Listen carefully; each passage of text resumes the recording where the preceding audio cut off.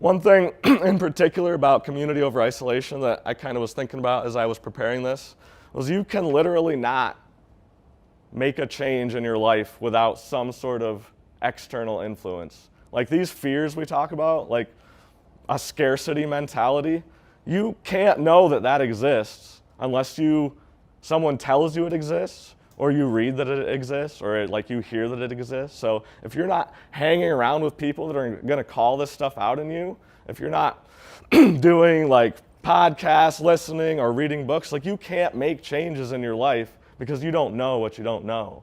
Like you don't know these things are going wrong with you unless someone's there to call them out. So I loved how Josh kind of started us off with like being present at this thing, and really encourage you to do that because this stuff is gonna, like I said, it's not like an answer, like this is how you overcome fear of failure. But if you start to flip your 80-20 and prioritize the right thing, the nice thing about a lot of these is it's not an either or. Like if you start to flip your 80-20 to favor time over money, you're probably actually gonna make more money than you did when you were prioritizing money. That's just how it works. If you start to give more than you take, you're actually gonna receive more than when you were just trying to take.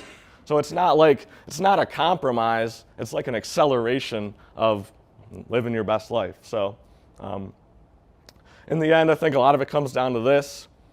Henry Ford, not great at cars, but apparently inspirational quotes was his thing.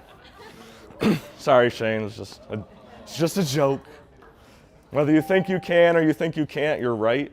I think a lot of that, whether we admit it or not, a lot of our successes and failures come down to what we're thinking in here. So just encourage you guys to be pushing through that this weekend and try to identify some, like maybe you're in one of those 4 phases that I put up here. Try to identify some of the beliefs that might be holding you back, that you might have to push through to kind of get through the pinch point to get you to the next phase in your business and in your life.